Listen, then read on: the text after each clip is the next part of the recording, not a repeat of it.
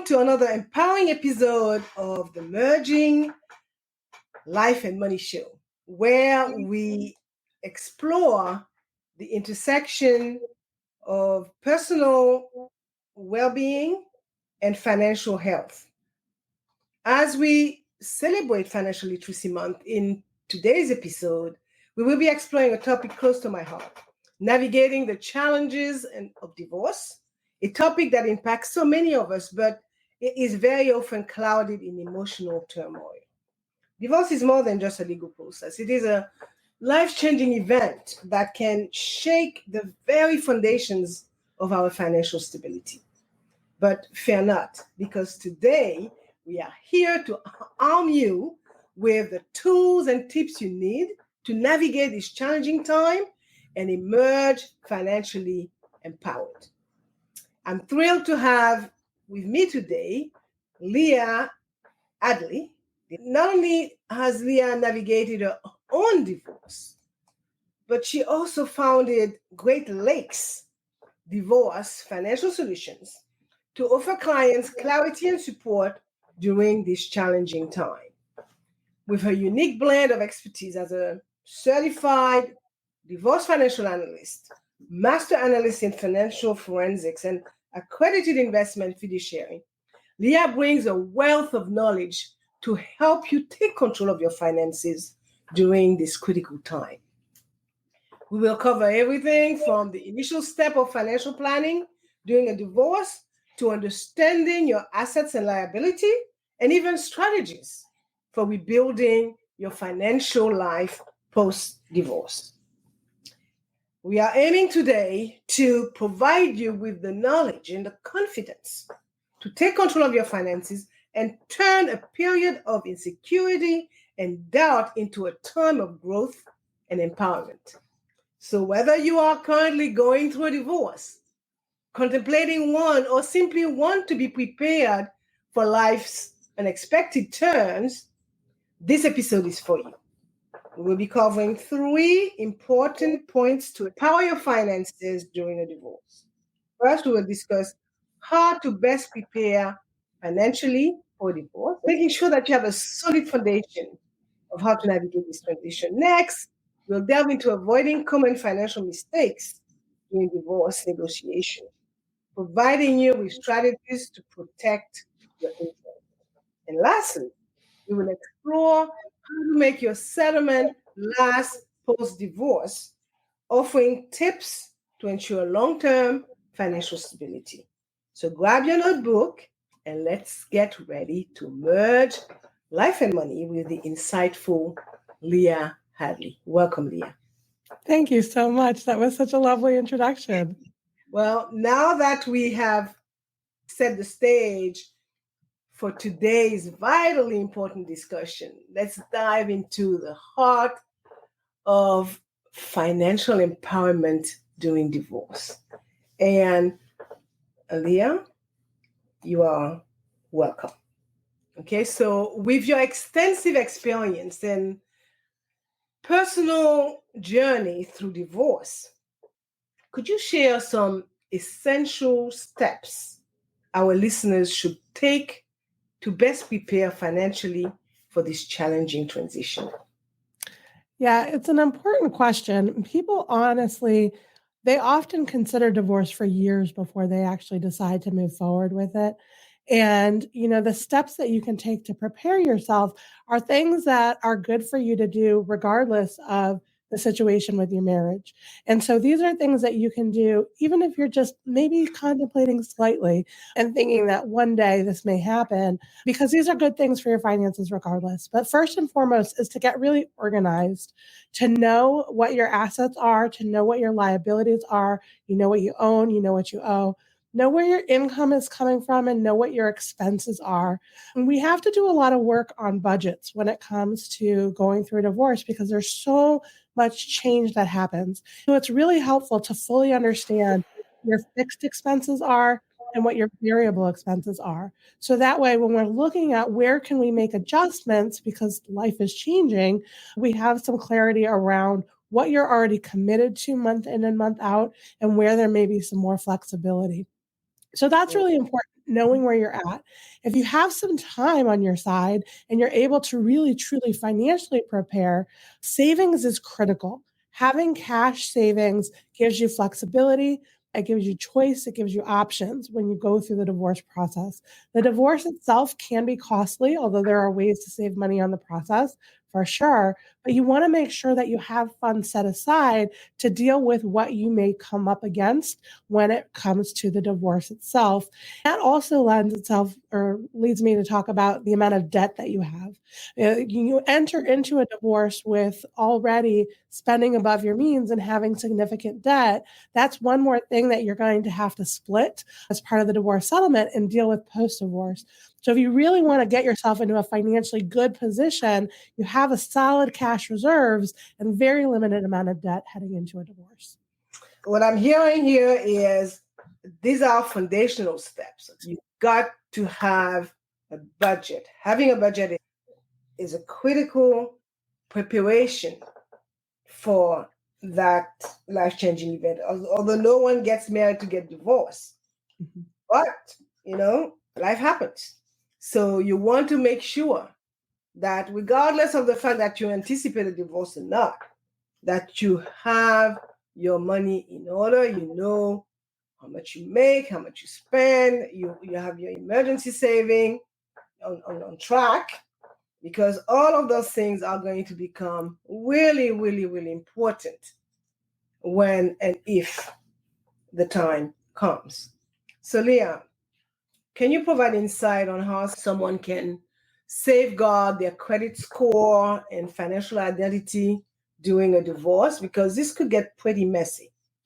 Yeah, it's such an important question because there are a lot of ways that you can, quite frankly, go wrong as it relates to protecting your credit score during the divorce process itself.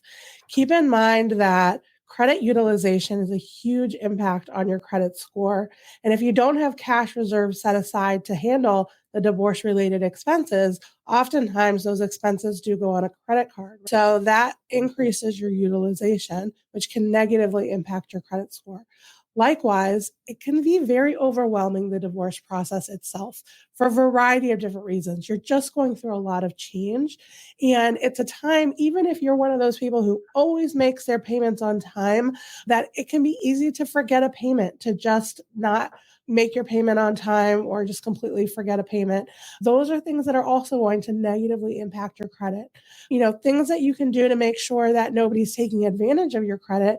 You can certainly freeze your credit if you feel like that's necessary in order to protect it, but also be very cognizant of any changes that you're going to be making to your debt situation post-divorce. And what I mean by that is, are you going to have to refinance a car? Are you going to have to refinance a house?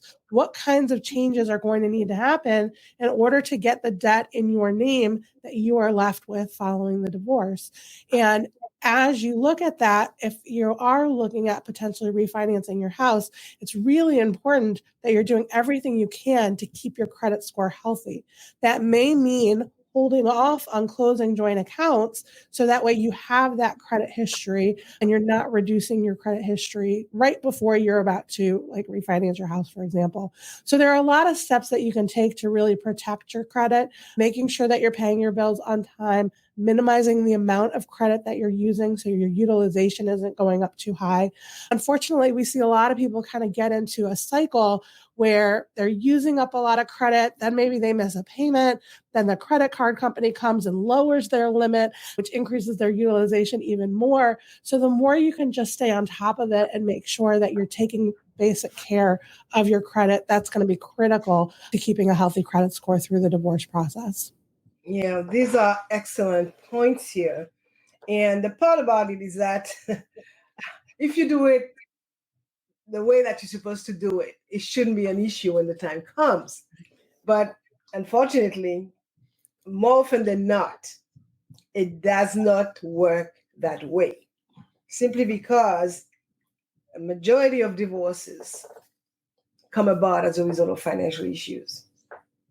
These are great points, and I'm hearing what you're saying, but I just want to go back a little bit here. You talked about assets and liability. Could you elaborate on the importance of this understanding in a divorce? Because That's a key point here. And people got to understand that. It really is. So, what you're negotiating when you're negotiating your financial settlement is who is going to keep what in terms of either account values or investments, property, who's going to keep what.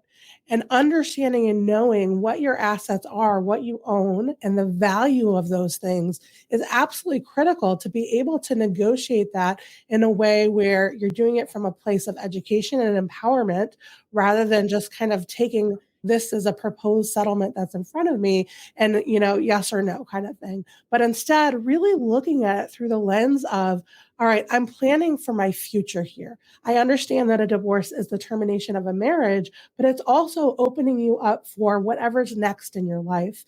And so looking at your assets, what you own, what your accounts are, what those values are, and looking at it in respect to what do I want next for myself? You can start to think about maybe you're investing in some education for yourself so you can increase your income.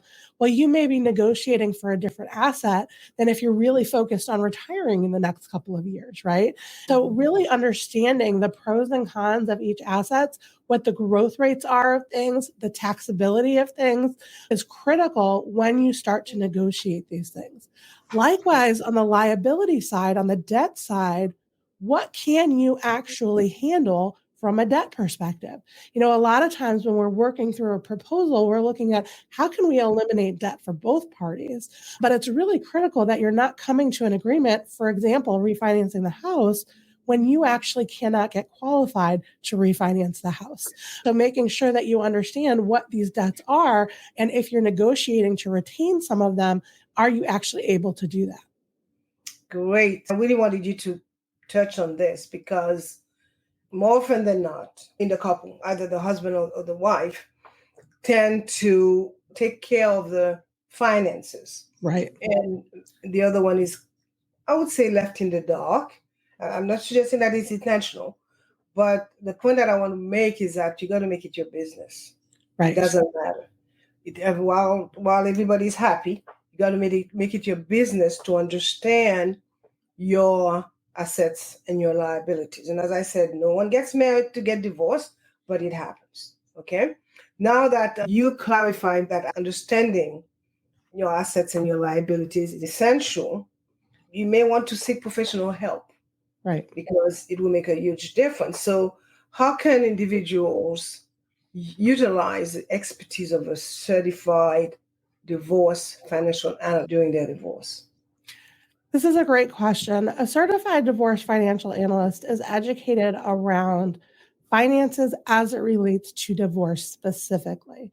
So your attorney is there to provide you with legal advice. A CDFA really looks at your case, your proposal, your settlement through that financial planning lens, but within the context of the law. So obviously there is a lot of different laws that are involved when it comes to dividing property. That CDFA is going to be educated in your local area. What does it mean for you in terms of what is community property? What is separate property, for example? What makes sense to be divided to best situate you for what's next in your life. But they're not always looking at it just from that legal lens. They're also looking at it through the financial. So whereas attorneys will oftentimes share maybe a spreadsheet back and forth that shows a static value of an account at a moment in time, a CDFA is looking at what does this mean today, but what does this also mean for my future? And really projecting those numbers out so we can see what is a reasonable settlement, what can you afford, that kind of a thing. Great. That's an important point because very often the shame gets in. We don't want anybody to know that we're having some issues, and the picture is even uglier if the finances are not together. But people, I urge you, go and seek the advice of somebody like Leah. That's what she does. That's what she knows about. And getting a divorce is not a death sentence. So you want to be able to live your life after that life-changing event. Now, let's shift our attention or our focus to the negotiation table. So, what are some common financial pitfalls people should be aware of during divorce negotiations? There are so many. There are so many. I'm sure. I would say one of the most common ones is people want to stay in a house that they cannot afford. And when we talk about being able to afford a house, we look at it from a variety of different ways. Obviously, there's the asset value, and if there's debt on the house, the debt that we're looking at for the value of the house to determine what the equity is. Now, in some cases, one of the parties may be paying out the other party their portion of the equity from the house as part of the settlement. And so maybe we're looking at refinancing an even higher balance than just the existing mortgage. But we're also looking at what is the actual cost to maintain that home? What do the utilities cost? If your spouse was one that did the yard work, for example, well, you need to hire somebody to take care of the yard work. What is the maintenance expense associated with the house? Who handled the plumbing or anything that went wrong with the house in the past? You have funds that are set aside to deal with the unexpected expenses associated with home ownership that come up regardless of where you live and what's going on in your life, whether it's divorce or not. So really understanding also what you may be giving up in order to stay in the home. But I would say one of the most common things is people really staying in a home that they just quite frankly cannot afford. Yeah. Another big mistake is not understanding the taxation of accounts. So when you're comparing accounts, it's really important that you know what kind of account you are actually looking at. You might be looking at a 401k, but a portion of that 401k may be pre-tax. A portion of that 401k may be a Roth 401k, a Roth IRA, and a traditional IRA. A traditional IRA is pre-taxed and it's growing tax deferred. Going to be taxed when you take the money out in retirement, but a Roth IRA has already been taxed and is growing tax-free. So you can't compare those account values apples to apples because the taxation on them is so different. And that comes up in a variety of different ways throughout the asset analysis that we're looking at is how is each of these assets taxed? So often people negotiate brokerage accounts, but don't actually look at the underlying investments within them to look at what is the cost basis of this investment. Is this an investment that's actually divisible? There's tons of mistakes that people make when they are dividing annuities. Some annuities lose significant value if you are dividing it. And so sometimes when you're looking at the value of an annuity, you might not be considering what is the income rider worth on that particular product. And if we end up dividing it according to our divorce agreement, what is that going to mean for the income rider? So it's really understanding each and every asset that you're looking at. What are the pros and cons? What is the taxation of each one to really know what are we negotiating here? Totally. I did ask you to mention the common ones, and you only touched the surface. This alone could be the topic of one show. So, avoiding pitfalls is obviously very important. And fair division of assets and debts, based on what you said, is a key aspect of negotiation. So, how can someone negotiate a fair division in a divorce? It really does start with fully understanding the value of each of the assets before you even consider how things might get divided.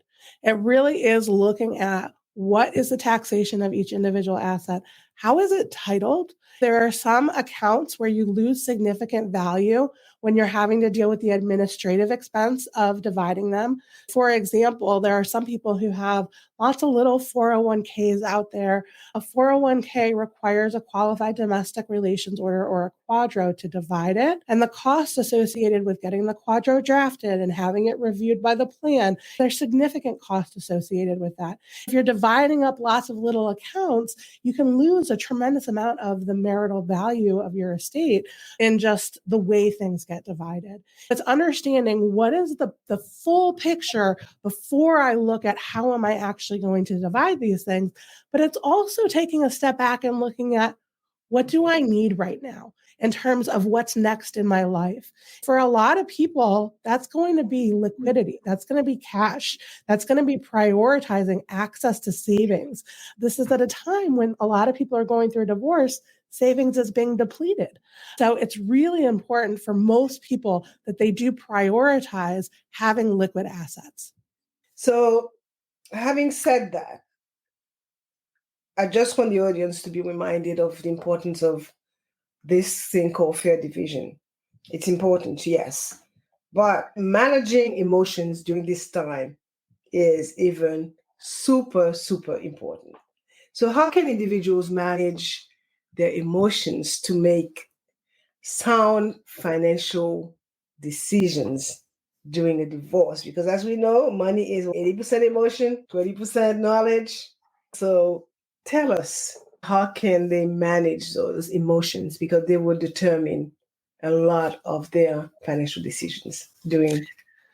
Yeah, it's an important question. And it really does start with self-awareness and acknowledging where you are emotionally. People go through all kinds of emotions when they're going through the divorce process. They go through the whole grieving process, bouncing back and forth between anger, denial, depression, all of these different things. So it is very easy, if you allow it, for emotions to control the process.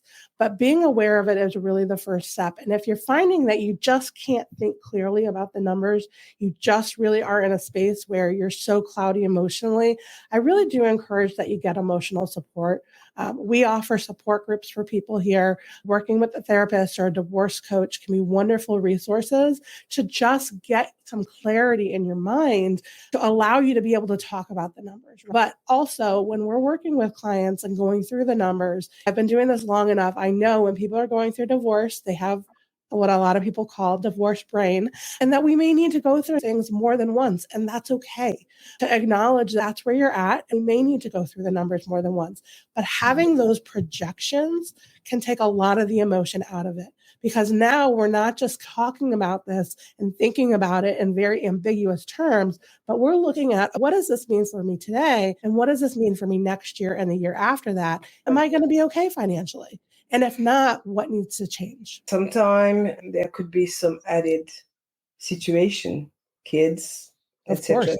We are not even touching on that. So now, great conversation so far, very important and very timely, because this month is Financial Literacy Month. This whole concept of financial literacy does not apply to one month. It applies to life in general. As we know, a lot has to be done in order to have financially literate people around, particularly in America.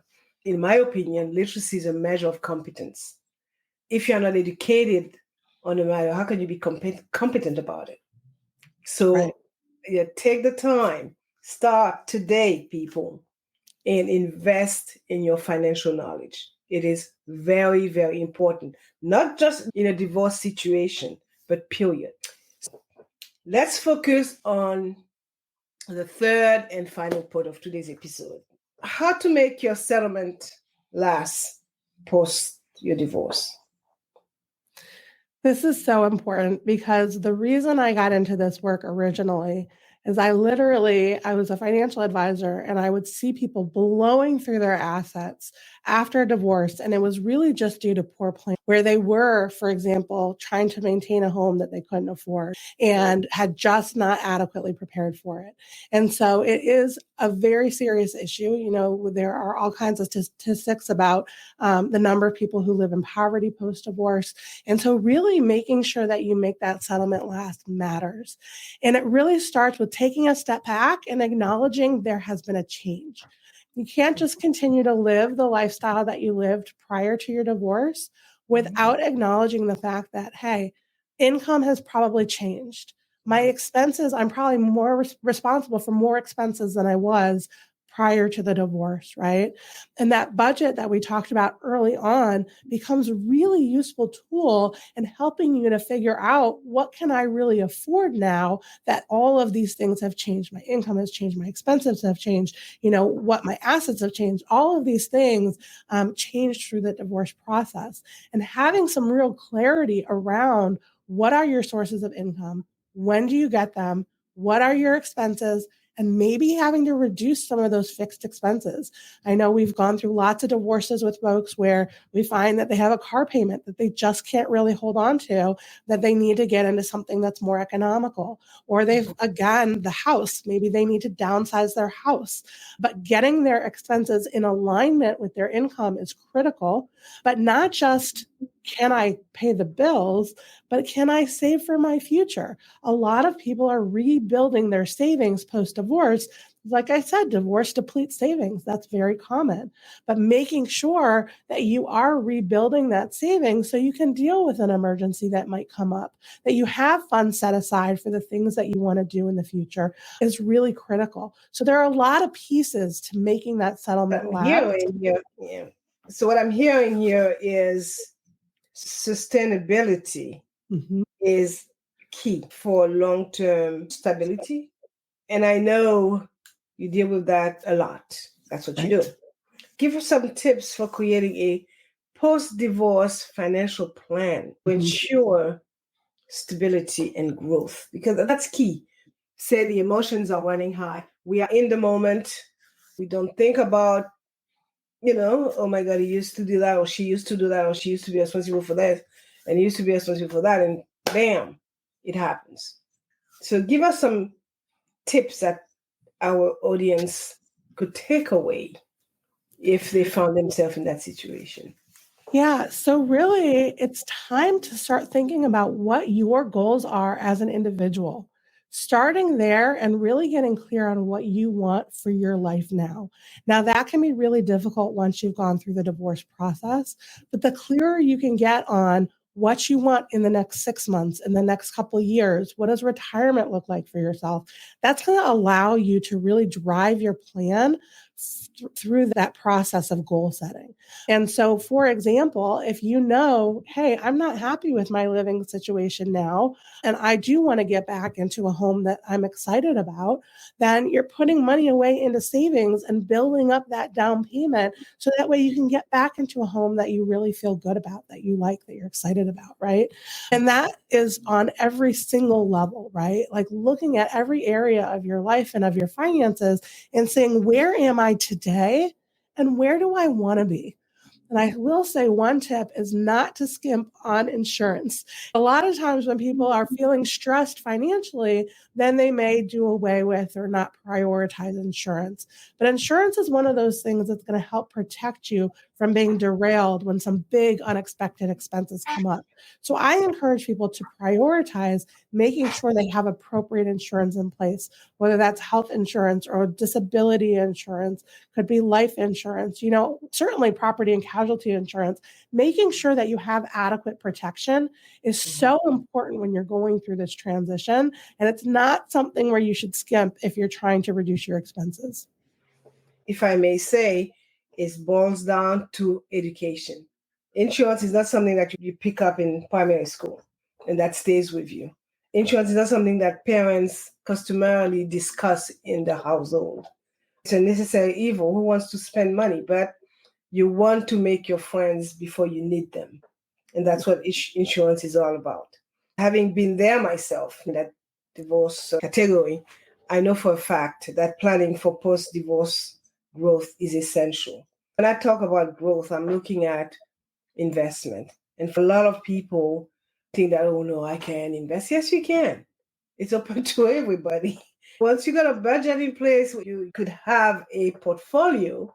You need to just start with a little bit and early. And when you look back, you will thank yourself for having done so. Can you tell the audience how to address their investment strategy after a divorce to align with their new financial goals? And it's really important. It's also really important that you take a step back and evaluate your risk tolerance. A lot of times people assume investments as part of their divorce settlement that may or may not be appropriate for themselves.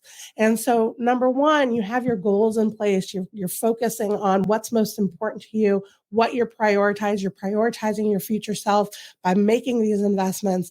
But you also want to make sure that you're doing the investment basics. And that is buying low and selling high, right? And so that means that we can't get too nervous when our investments are going up and down with the market.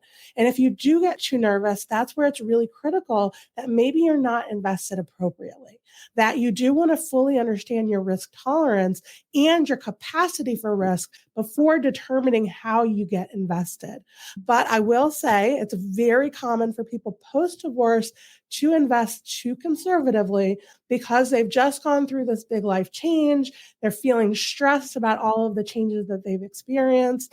And so it is really important to take a critical look at those investments and say, all right, now I do need some return in order to reach my goals. And I want to be realistic about getting my money to work hard for me. And so while we always want to make sure that we are in alignment with your goals, your capacity for risk, and your tolerance for risk, sometimes you do need a little bit of a push in the direction so you get the returns that you need in order to reach those goals. The other thing is, though, sometimes when people are post-divorce, we actually switch the investments up to invest for income instead of for growth because of that reduction in income. And that might just be a temporary change, but know that there's options there in terms of how you're invested.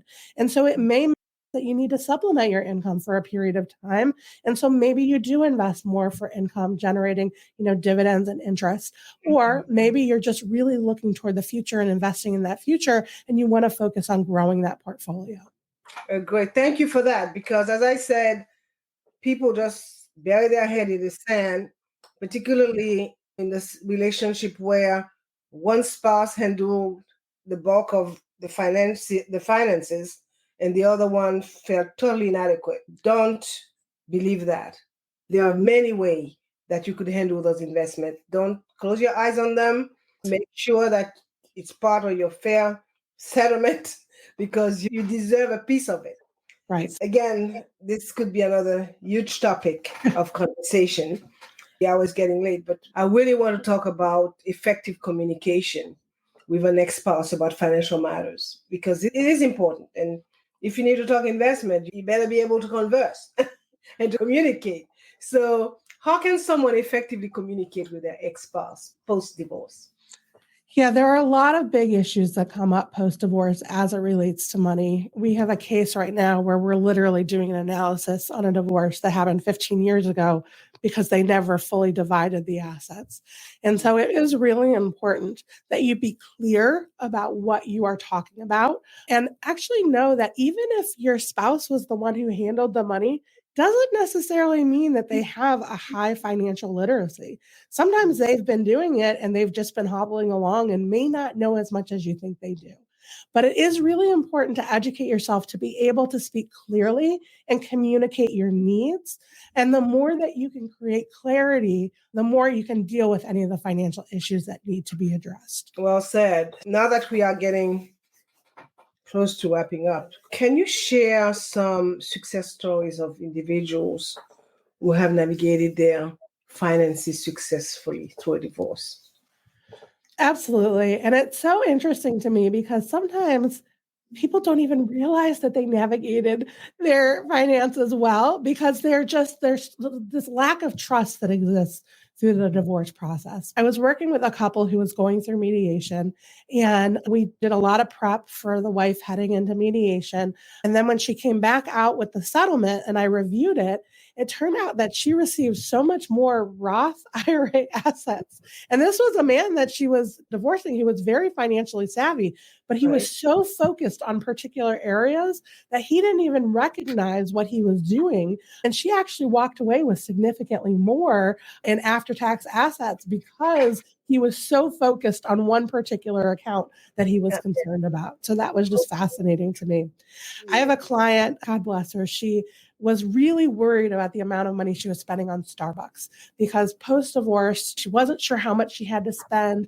And this is just something that you always hear about, wasting money on coffee and this kind of a thing. We went through her budget together, and she could very comfortably afford her Starbucks and not have to worry about it. And it was such a relief to her to know that she could have that simple pleasure. Yeah, this is a guilty pleasure for some people. That's and right. So if it works for them and they can afford it, go for it. You only live once, right? That's right. So That's right. yeah, it is always so inspiring to hear success stories. And this is going to be my last question for you, Leah, I promise. What is one piece of advice you would give to someone who is about to go through a divorce to protect their financial future? To educate yourself about your own financial situation. It's just so critical. Don't feel any shame about lack of knowledge. I will say the vast majority of people I see have very limited knowledge, financial knowledge in general, but even about their own financial situation. That's completely normal, but it's a time when you have to prioritize it. It's so important that you fully understand what you're preparing to negotiate. We are almost to the end. I would say this is another very enlightening episode of the Merging Life and Money Show. Thank you, Leah, for your experience and expertise. So let me, before we close, let me quickly go over what we talked about today. We touched on a few points: how to best prepare financially for a divorce. We discussed the essential steps to take to ensure a solid financial foundation during this challenging transition. We talk about budgeting, protecting your credit score, and understanding your assets and liabilities. We also addressed financial mistakes to avoid during those negotiations. We explored some pitfalls. And lastly, we talked about how to make your settlement last post-divorce. We covered some tips for creating a sustainable post-divorce financial plan. We talked about adjusting your investment strategy. And we touched a little bit about effectively communicating with your ex-spouse to ensure long-term financial stability post-divorce. Leah, I am sure that many of our listeners are eager to learn from you and possibly engage in your services. Could you kindly share, and I'm going to put a banner down as well, with the audience, how they could reach out to you? Absolutely.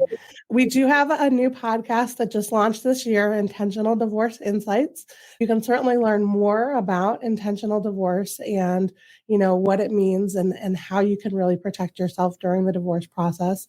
I'm on Instagram as Intentional Divorce Solutions, and you can visit our website at greatlakesdfs.com. We have your information scrolling down at the bottom of the screen. I will point out that this was a very good and engaging topic today. Many people are going through that thing called divorce and are totally unprepared. So I want to express a huge thank you to you, Leah, for sharing your wealth of knowledge and expertise with us. Your guidance has been invaluable, and I am sure that our listeners are feeling more empowered and equipped to navigate their finances through a divorce. So thank you for joining us and for all the amazing work you do to help people thrive financially during challenging times. And to our listeners, thank you for tuning in. Remember, and I will put it in the words of Nelson Mandela, do not judge me by my success. Judge me by how many times I fell down and got back up again. Folks, you have the power to take control of your finances and create a brighter future even during life's transitions.